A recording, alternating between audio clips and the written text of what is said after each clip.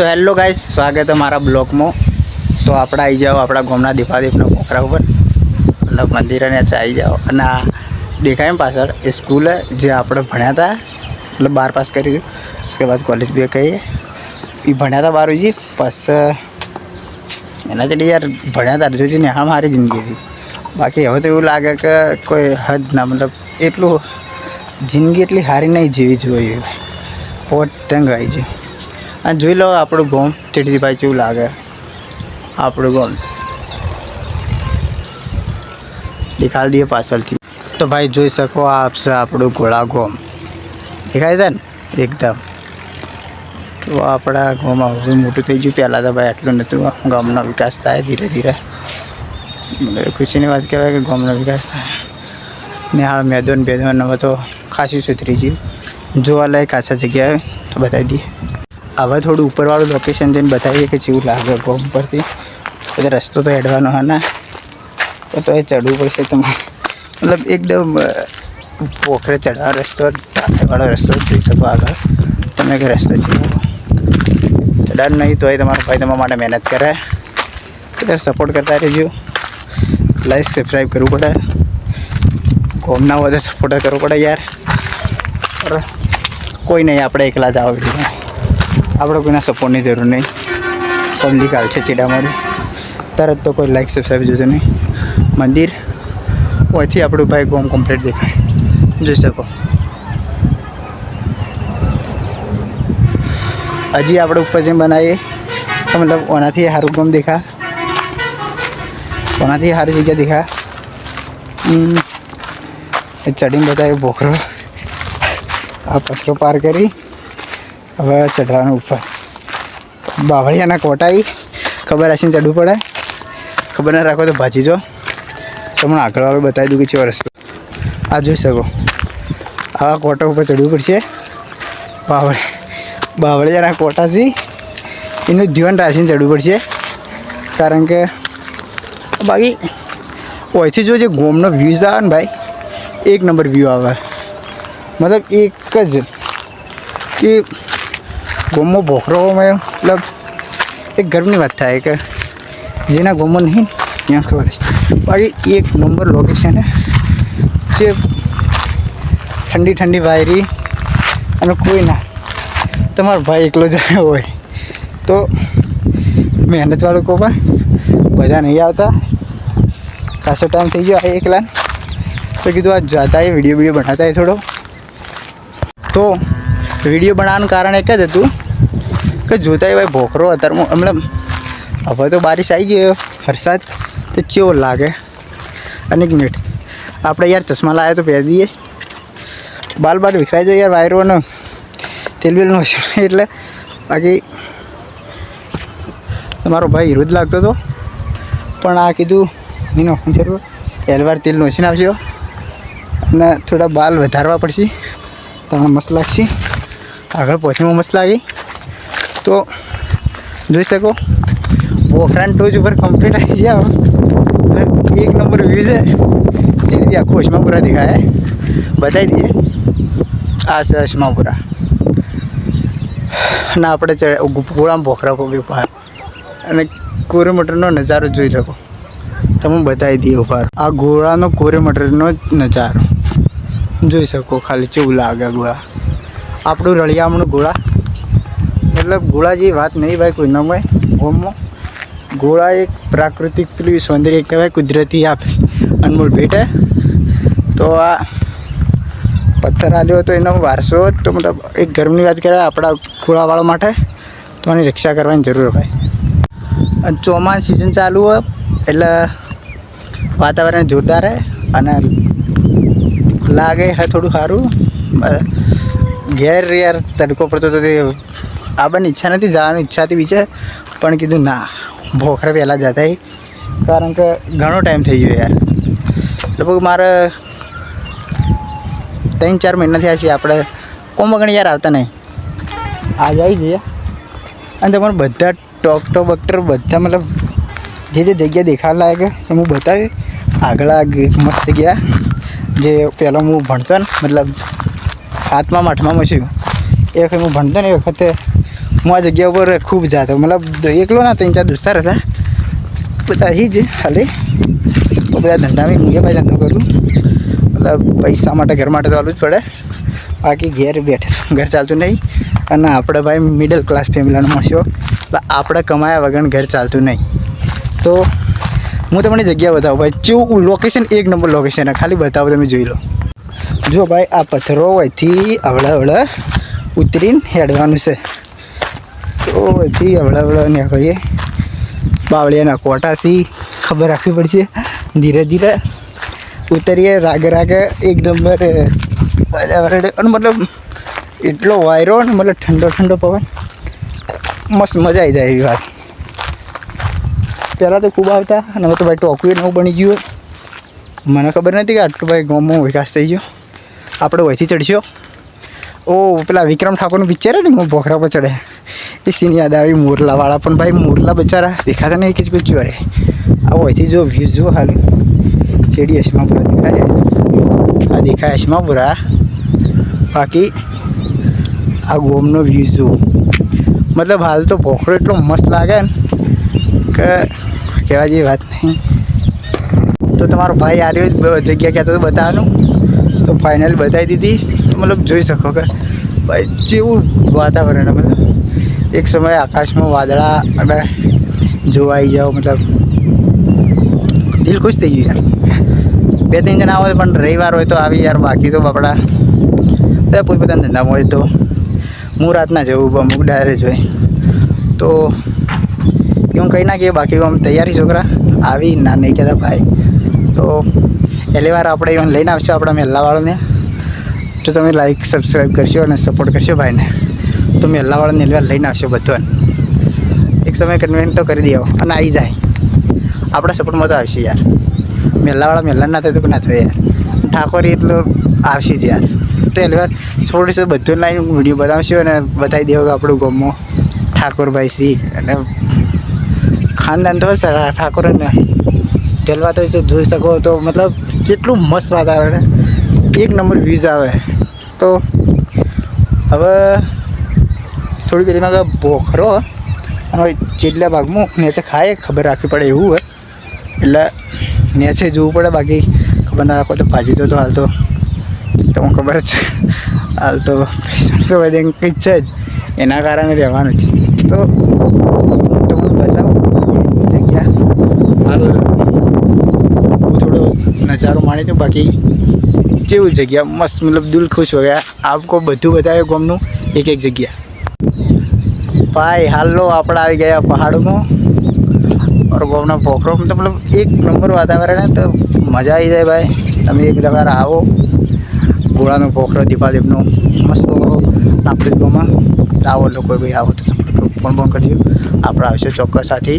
અને જોઈ શકો ભાઈ ચેડીનું વાતાવરણ, ચેડી અસ્માપુરા, આગળ ગોળા તો આપણે તમને બતાવી દઈએ, આપણે ગોળાના છીએ.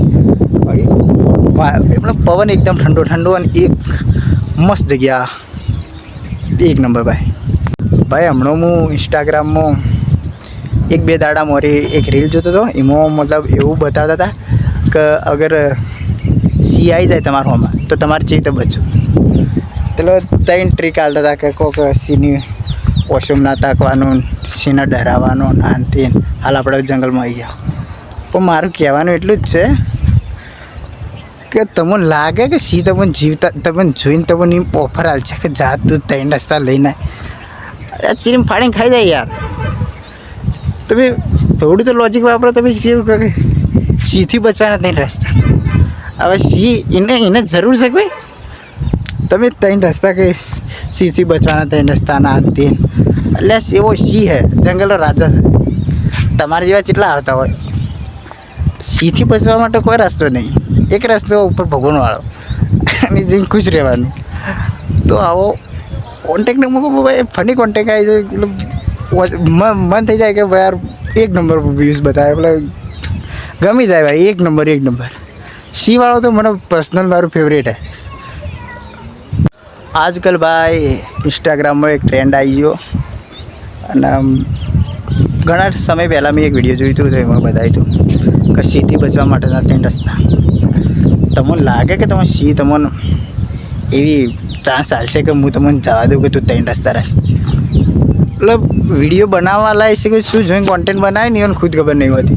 શીથી બચવા માટે 3 રસ્તા એટલે શી છે જંગલનો રાજા છે, ચીરીને ખાઈ જાય. હાઈ ના કરતા કોઈ બીજાથી બચવાના હોય તો સારું હોય, તો શીથી બચવા માટે 3 રસ્તા. જોવાવાળા ગોળા કોન્ટેન્ટ બનાવવાળા ગોળા પણ જસ્ટ મોમેન્ટ ફની वीडियो बनाते लोग तो देखो सपोर्ट करो. अरे થોડું શું હોય ખબર, ગુજરાતી હિન્દી પિક્ચર બધા જોઈએ કે તે થોડું હિન્દીમાં આવી જાય. બ્લોગ હિન્દીમાં જોવું યાર, ગુજરાતી આપણા મોસ્ટ ઓફલી બનાવી પણ ઓછા બનાવે. અને મેં મારા બ્લોગ જોયા ભાઈ, મેં હિન્દી બનાવી દઉં પણ કોઈ સપોર્ટ નહીં કરતું. આપણે શુદ્ધ દેશી ગુજરાતી માણસ છીએ અને આપણે ગુજરાતીવાળા સપોર્ટ કરી તો આપણે ગુજરાતીમાં જ બનાવશું. તો તમારા ભાઈને યાર સપોર્ટ કરતા રહેજો. જે મતલબ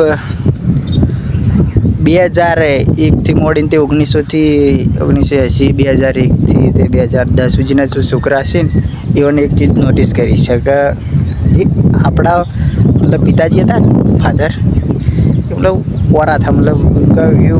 એવું આપણે ડર હતો કે બાપાથી બધા છોકરા ડરતા. આજના છોકરા નહીં ડરતા, મેં જોઈ લીધું. આ બધા છોકરા પોકી મતલબ એને બાપા કોઈ છોકરાને બોલતા નહીં. અને આપણો કે જેવું હતું ઓલા સની દેવલમાં આવે કે તું वो डायलॉग मारता है उसमें, सनी देओल डायलॉग मारा है कि अपनी आंखें खोल और गौर से देख तू कहाँ और किसके सामने खड़ा है.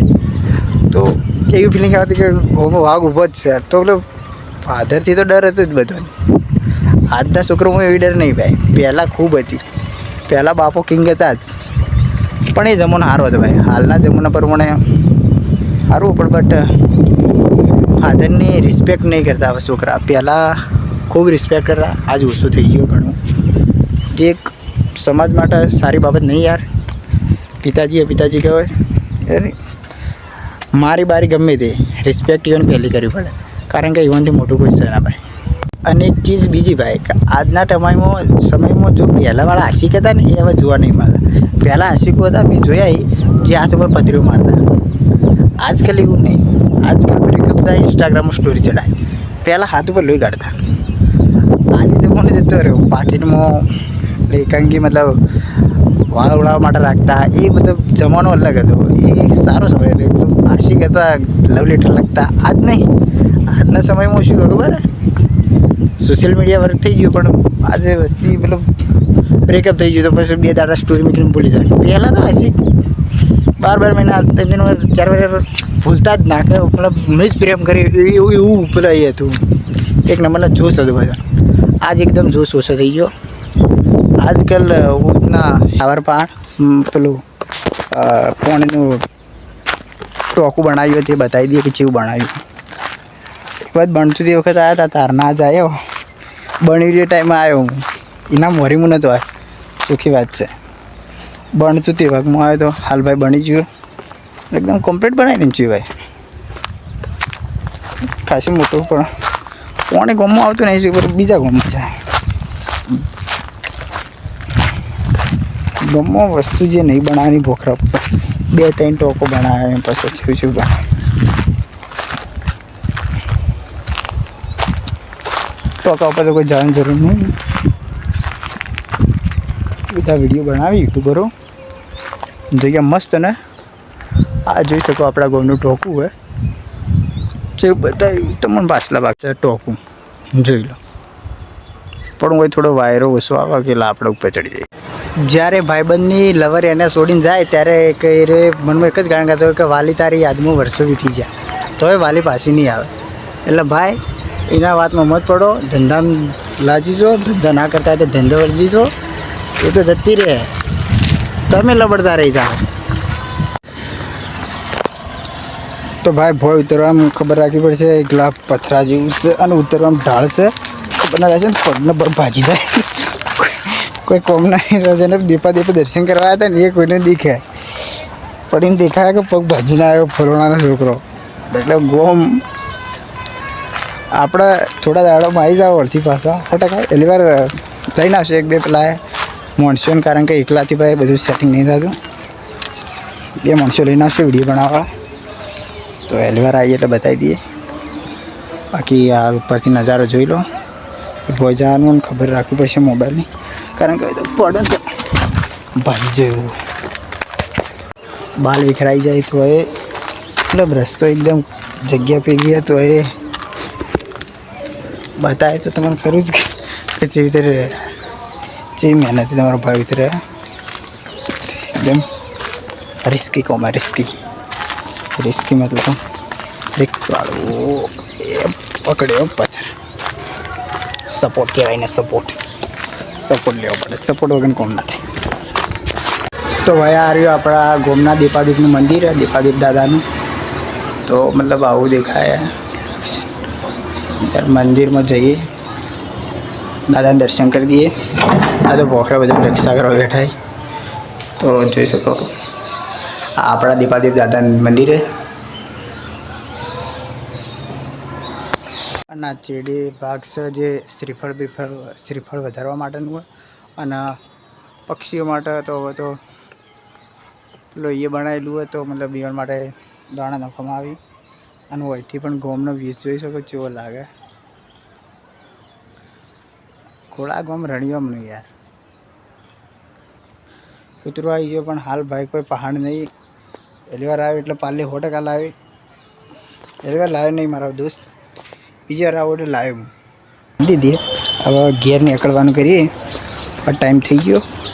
મતલબ જોઈ શકો ભાઈ આસમાનમાં જોઈ શકો વાદળો, મતલબ જેટલો મેં આવ્યો એકદમ બારિશ આવવાનો ટાઈમ પણ બારિશ આવતી નહીં. પહેલાં તો ભાઈ સુવિધા નથી, પહેલી વાર તો પોણીના પરબની બધી રીતે સુવિધા આપણા દીપા. તો મતલબ ગોમનો વિકાસ તો થયો નહીં થયો એવું નહીં, ઘણો વિકાસ થઈ ગયો. ગોમનો વિકાસ ખૂબ થઈ ગયો. પહેલાં તો આ નહોતું પોણીનું, તે ભોય પેલો દેખાય ને ઘર, એમાં ઠાકોરોના જ છીએ, પણ બધા ખેતરમાં રહીએ, અમે ઘેર રહીએ જમીન. એટલે પીવા નહીં જતા ભાઈ પીવા. એ ઘેર કોઈક હોય તો લગ્ન પ્રસંગ હોય ને તો અમારે એના દશેરા દાડે તો ટેન્કર મૂકવામાં આવતો. જે અમારા પહેલાં ભાતાની હતા એ હાલે હોય ચડી દશેરા દાડા ઉપર. હું હવે તો નથી ભણ્યો. અને આ નિહાળ જે આપણે ભણ્યા હતા, ખૂબ મજા આવતી યાર. મતલબ ખુશીનો તહેવાર હતો કે એક નંબર. નિહાળમાં યાર જેટલી મજા હતી. અને બધી સારામાં સારી વાત એ છે કે પક્ષીઓ માટે પાણીની વેચીઓ તો મતલબ એક ખુશીની વાત કહેવાય આપણા માટે. તો હવે આપણે ભોય ઉતરવા ઉપર રહે, હજી ભોય ઉતર્યા નહીં. ધીરે ધીરે હેડીએ, બધું લોકેશન જોતાં કે ગોમમાં જેવું મતલબ સુધાર થાય. એક વખત દીપાદીપના દર્શન કરાવી દીધા. પહેલી વાર આપણે ગયડા મહાદેવ જઈએ, એ પણ મસ્ત જગ્યા જોવાલાયક છે. તો જોવાલાયક સ્થળ મતલબ ઘણા બધા લોકો જોવા. હું પહેલાં જતો પછી લાવવા, મતલબ માર તો ખેતર જ છે, અમે ભાગ રાખ્યો મતલબ એ રાખ્યો, તો તમે એ જગ્યા બતાવ્યું મતલબ તમે ખુશ થઈ જાઓ કે ના ભાઈ હા યાર ગોળા ગામમાં પોપટ છે. લોકેશન એકદમ મસ્ત લોકેશન, ઘણી બધી પબ્લિક જોવા આવે. બીજું તો શું કરીએ, નિહાળથી એક શું કહેવાય ખુશીનો માહોલ હતો નિહાળમાં, જે તમારો ભાઈ બહુ જ ખુશ હતો.